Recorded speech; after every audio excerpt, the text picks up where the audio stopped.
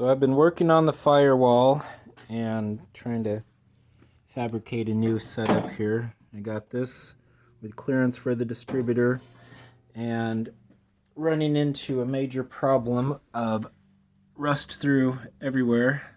Nice holes. Yeah, so I can't do the rest. Can't do the rest of the firewall just yet until I reconstruct some cab mounts. And yeah, I had to cut that all out. And it's supposed to be integrated into this bottom door hinge for strength and stability. So I'm going to have to rebuild that. Of course, the old stuff was so rotted, it's not even worth trying to reuse any of it.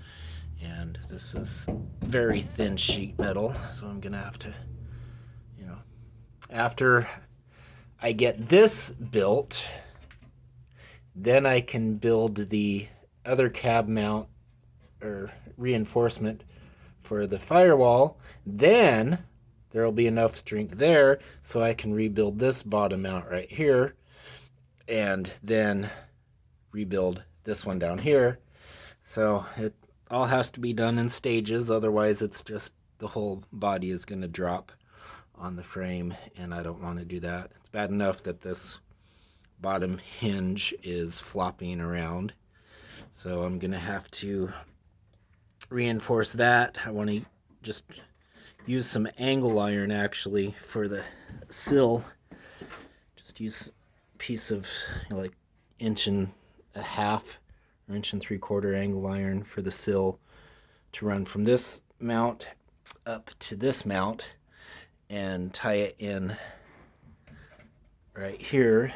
And that way when I do remove the running boards, there will be enough strength here to keep it all in place. And yeah, so it's coming along, and I got the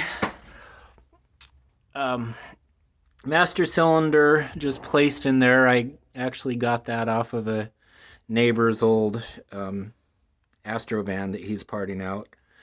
So it works. I just have to figure out how to do a remote reservoir, run some piping from those grommets, where the old reservoir plugged in. Just run something up to above the firewall, above the steering column area on the outside. But it does work.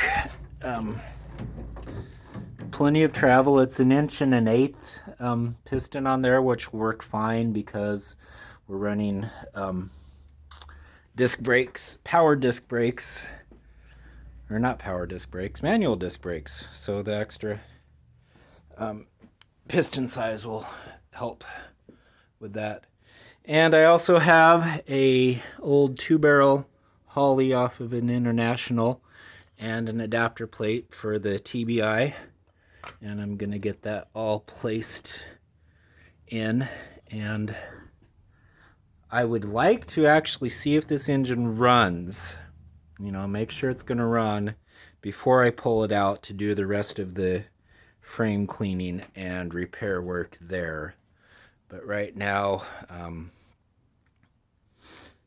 a lot of equipment failures and other problems. My pressure washer conked out from a flood we had a while ago, so the engine's shot. And finally got my air compressor up and running though, so I'll be able to use that with the needle scaler and get rid of a lot of the crud inside here in the meantime. But that's just kind of loud, noisy. Anyway, we are coming along, and yes, I have to do this in pieces to keep it from all falling apart, and just as a reference so I know where to put everything back together when I do rebuild it or reconstruct it. It's not going to be identical to how it was from the factory, but it'll be good enough and it will be strong. And I got all this rust issues that I'm gonna have to repair, but a little at a time, So that's what's going on, and I will give you an update later this weekend.